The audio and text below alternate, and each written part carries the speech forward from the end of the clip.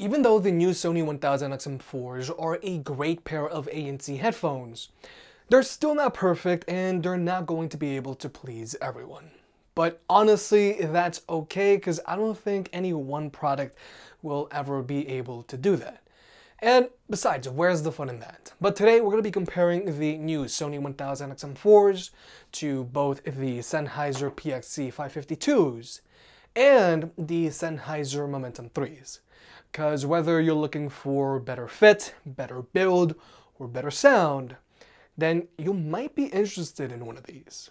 Now, first off, let's talk about price, because we've got a pretty large range here. Both the Sonys and PXC 552s have a retail price of $350. But the PXC 552s do like to go on sale for a little less than $300 from time to time. And then there are the Sennheiser Momentum 3s, which have a retail price of $400, but they sometimes like to go on sale as well for a little less than $350. Overall, yes, the Sonys are the best rounded headphones here, but depending on your needs and wants, then you might be better off with either of the Sennheiser headphones. Nonetheless, if you want to pick any of these headphones up, they'll be linked down below. Alright, so let's go over cases because I do want to get this out the way. Even though both of Sennheiser's headphones come included with high quality cases, unfortunately, they're not hard shell cases. So anytime that I do cram these cases into my backpack or carry-on, I do get worried that I'm going to crush my headphones. Whereas the Sonys come included with a really hard shell carrying case, giving you better peace of mind if you're stuffing your headphones into an already overpacked backpack. So even though Sennheiser's cases feel great in your hands, I just wish these cases offered better protection. But now let's talk about the headphones themselves. Build quality wise, the Sonys and PXC 552s are in the same league. They're mostly made out of plastic, their ear cups have a soft touch feel to them, and the synthetic leatherette on these headphones feels very synthetic. It feels good enough to get the job done, but there are plenty of other headphones out there with better feeling leatherette. But what really matters is that both of these headphones feel very sturdy in your hands and they both have zero cracking or squeaking whenever you flex them. However, if we switch over to the Momentum 3s, build quality wise, these headphones are on a whole other level. The Momentum 3s have these exposed stainless steel arms which are met with this sheepskin leather wrapped headband, and the sheepskin leather is also found on the earpads themselves. And quite frankly, the feel of this real leather on these earpads feels awesome, and even though the leatherette on the Bose NC700 feels great, it still pales in comparison to the real stuff. So build quality wise, the Momentum 3s are in a whole other league. But when it comes to looks, I think some people are not going to be fans of the Momentum 3's rustic design. Whereas both the Sonys and PXC 552s have more modern and more understated designs to them. But when it comes to fit, all three of these headphones fit very different from one another. Now, all three of these headphones are big head approved because none of them have a lot of clamping force. But when it comes to weight, the PXC 552s weigh in at 227 grams, which is very lightweight because most ANC headphones in this category weigh in around 270 to 290 grams. Whereas the Sonys weigh in at 254 grams, which is also lightweight, but the Sennheisers are just more impressive. Nonetheless, both of these headphones are very easy to forget that you have on, and they aren't super noticeable when you're walking around with them on. But the PXC 552s are just less noticeable. But then there are the Momentum 3s, which are a little heftier, weighing in at 305 grams. Now, you can wear these headphones for long periods of time, but you never really forget that they're there, and you do notice them when you're walking around with them on. So even though these headphones are using finer materials, they don't let you forget it. But now let's talk about the earpads on these headphones. For the most part, the earpads on the Sony 1000XM4s and Momentum 3s are just as spacious as one another. They both should be able to fit most people just fine, but if you have larger ears or ears that stick out a lot, then you'll definitely want to go with the PXC 552s. The earpads on these headphones are super spacious, and they're also more spacious than the earpads found on the Bose NC700s. And even though both the earpads on both the Sonys and Momentum 3s fit me just fine, I really do appreciate the extra breathing room found on the PXC 552s. But also, since these earpads have so little surface area coming in contact with your skin, they also heat up the slowest here.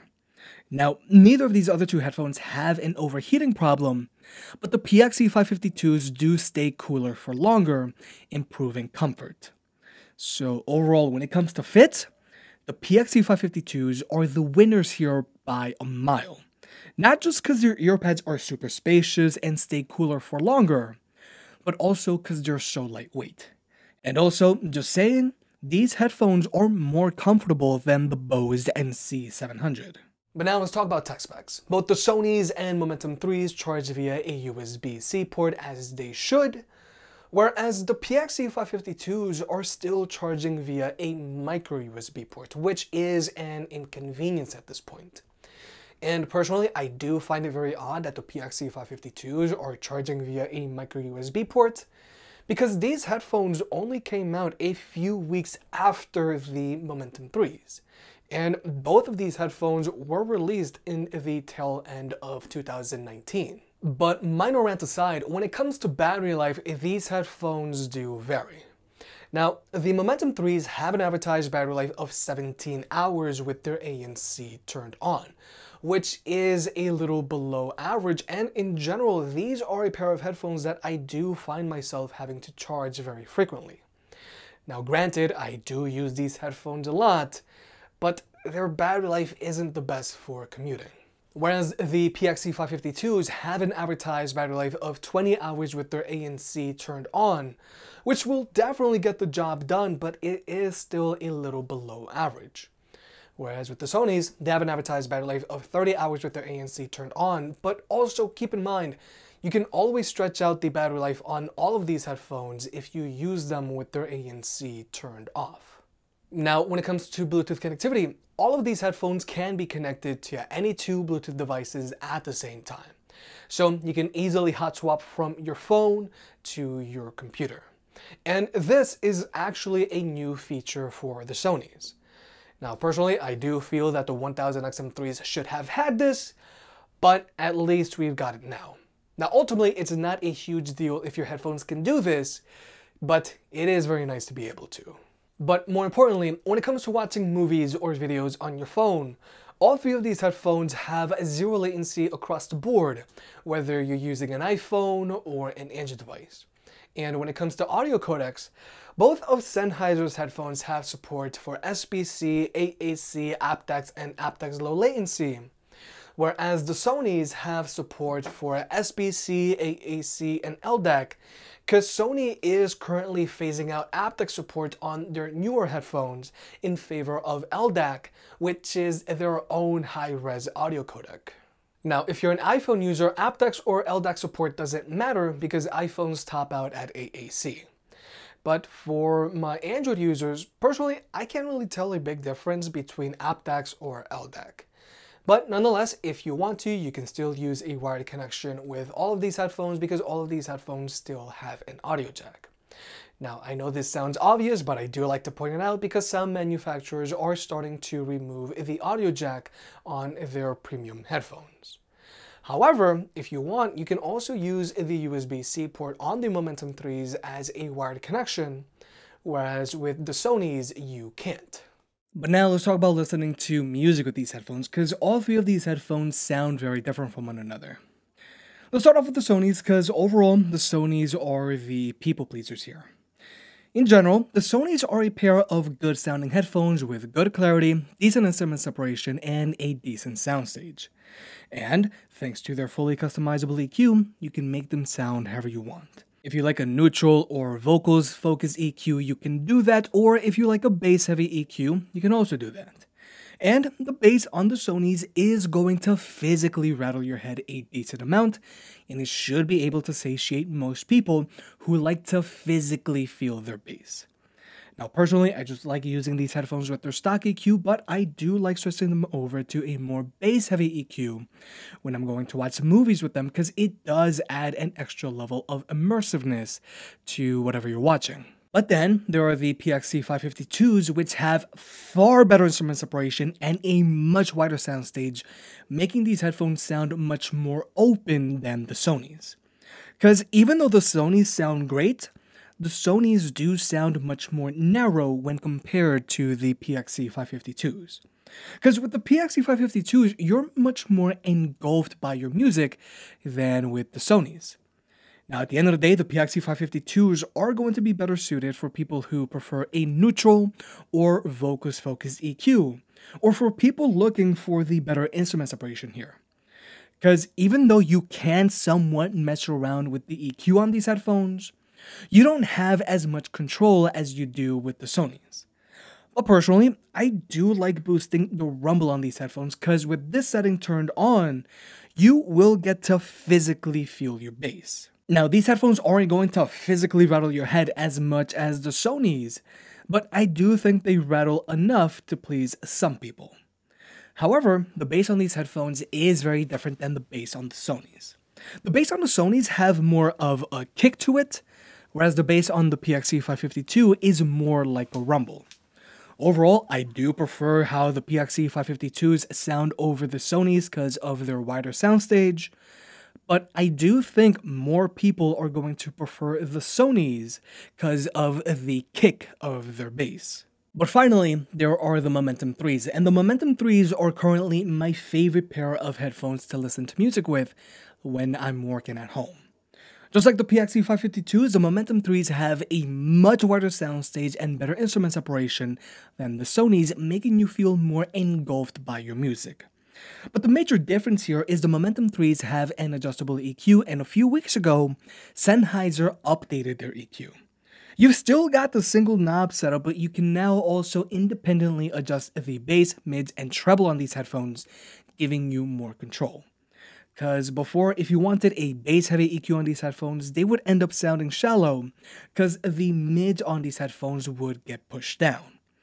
But now, you can raise the bass on these headphones, but also up the mids a little bit, so that you can actually hear the vocals.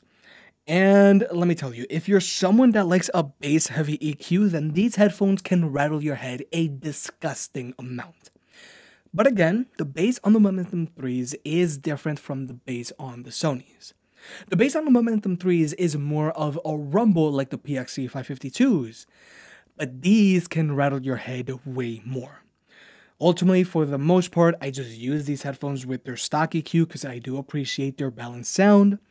But if I just want to jam out and I really want to feel my music, I'll just switch these over to my pre-made bass-heavy EQ.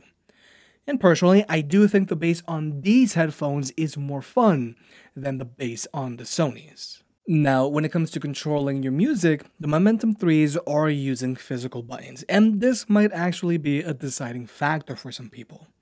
And as far as buttons go, these are easy to find, easy to tell apart, and they have a good click to them. Whereas both the Sonys and PXC 552s are using touchpads. Now, for the most part, these touchpads are the same. You can swipe up or down to raise or lower the volume, and you can swipe front or back to skip through your music. Now, overall, both of these touchpads do have a high level of accuracy, but on occasion, you will get missed inputs. But neither of these two touchpads are problematic.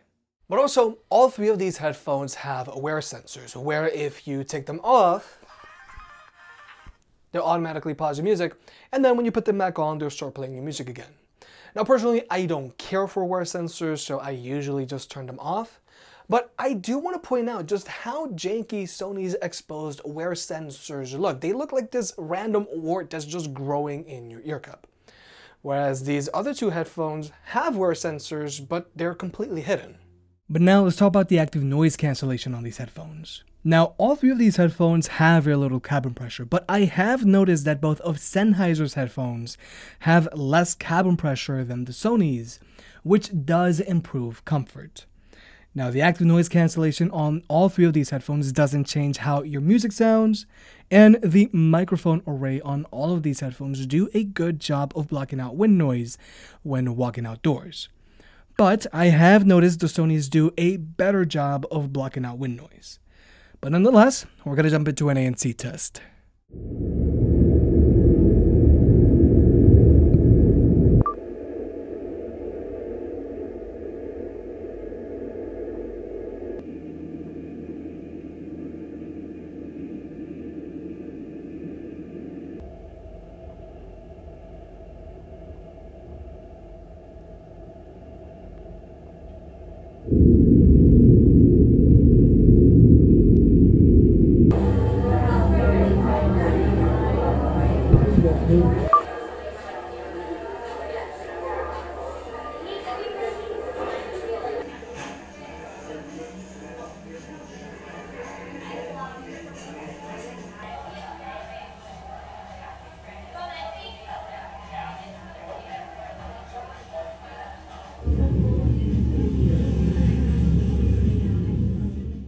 So like you may have just seen, the Momentum 3s pale in comparison when compared to the Sony 1000XM4s and PXC 552s. The ANC on the Momentum 3s is useful for like when you're using them at home, but if you are a constant commuter or constant flyer, then you are going to want to go with one of these other two headphones. Now, when it comes to road noise or the constant low frequency sound, the 1000XM4s do block out a touch more noise than the PXC 552. But when it comes to chatter or the random higher frequency sound, I gotta say these headphones are evenly matched. Upon closer inspection of my results from this controlled test where these headphones are blocking out the same audio sample, I can't definitively pick a winner when it comes to blocking out chatter. Ultimately, both of these headphones are blocking out a lot of noise, and the Sonys are blocking out more noise than the PXC 552s when it comes to road noise. But I think we also gotta take into consideration that the PXC 552s have less cabin pressure. But then, the Sonys are blocking out more road noise, and their microphone array does a better job of blocking out wind noise. So when it comes to ANC, I think it's a draw between the Sony 1000XM4 and PXC 552, but for very minor technical reasons. However, like I mentioned in the full review, the Sony 1000XM3s running their 4.5.2 firmware are blocking out more noise than the Sony 1000XM4s running their 2.0.6 firmware. So nonetheless, both the 1000XM4s and PXC 552s have great active noise cancellation, but if I had to get on an airplane today, I'm still using my 1000XM3s. But now let's talk about the ambient modes on these headphones. Now both the Momentum 3s and Sonys have an ambient mode that sound very natural with zero hissing in the background, which is very important for when you're watching movies with your headphones. But only the Sonys actually allow you to adjust how much noise they let in. Whereas with the Momentum 3s, it's one size fits all. And unfortunately, the PXC 552s don't have a full-fledged ambient mode. They do have a conversation mode, which is something we'll touch on in a minute, but overall, I do prefer Sony's ambient mode here over the Momentum 3s, because they have an active ambient mode, meaning that they'll actively block out sudden spikes and loud noises, saving you from jump scares. But I'm just going to show you what I'm talking about. Slight headphone warning.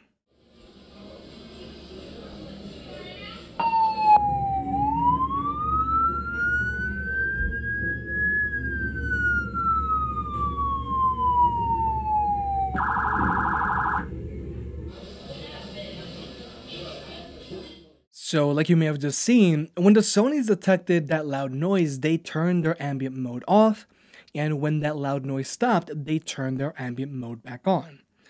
Now personally, I love when headphones have an active ambient mode because it does save you from jump scares.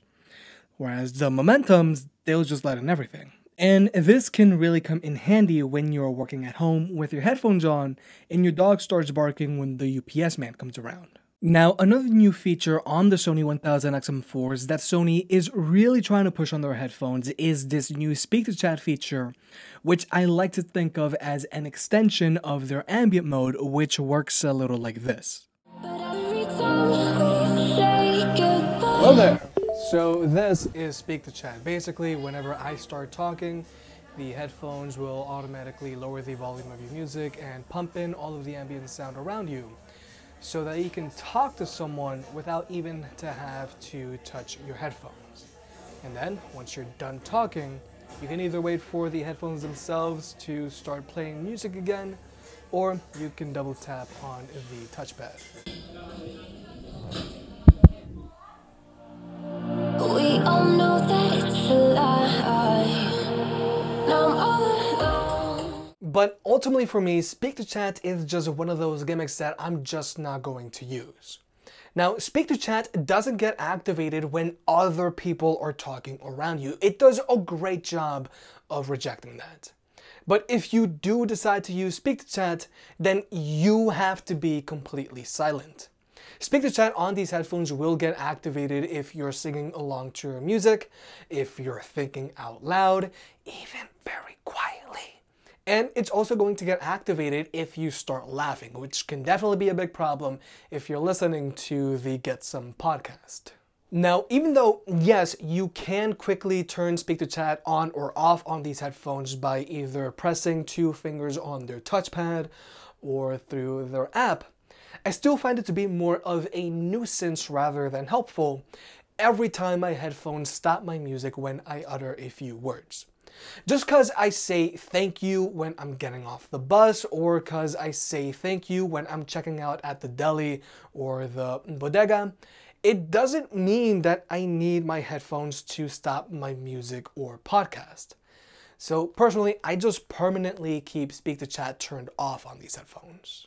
And personally, if I am going to have a quick conversation with someone, I do prefer to use quick attention on these headphones because I have full control. Because with these headphones, if you fully cover their touchpad, they're going to lower the volume of your music and let in all of the ambient sound around you, like this.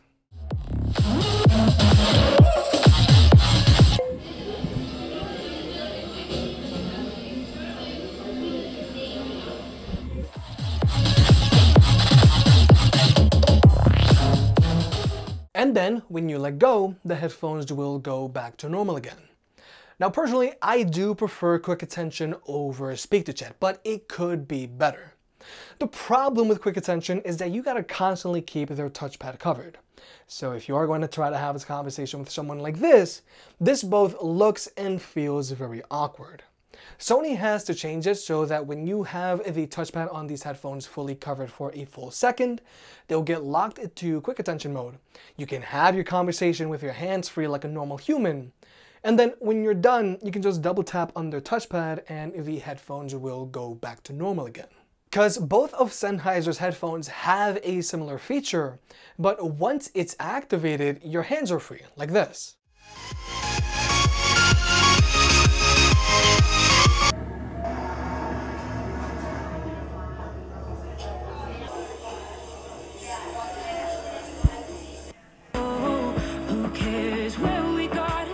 So like you may have just seen, with the PXC 552s, you just gotta double tap on the touchpad, and the Momentum 3s have a dedicated toggle. Now, personally, I am making a big deal about this because I know Sony can make quick attention better on their headphones by applying a simple change that they can push out to all of their headphones with a software update.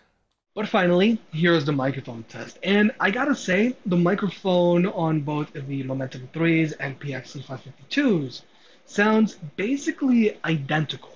My voice sounds the same, and these headphones are doing the same type of job of blocking out ambient noise. Because right now, I've got this AC unit turned on. And if we were to switch over to my lapel microphone, you're gonna clearly hear that AC unit. But if we were to switch over to the PXC 552s, you don't hear it as much. Now, if we were to switch over to the Sony 1000XM4s, I think my voice comes out a little bit more, but it still doesn't sound super clear. But again, the microphone on these headphones is doing a great job of blocking out ambient noise. Because again, if we were to switch over to my lapel microphone, you're going to clearly hear that AC unit. But if we were to switch over to the Sony 1000XM4s, you don't hear it as much. So with all that being said, ultimately, if you're a heavy commuter looking for a pair of ANC headphones, then I do feel you're better off with the Sony 1000XM4s.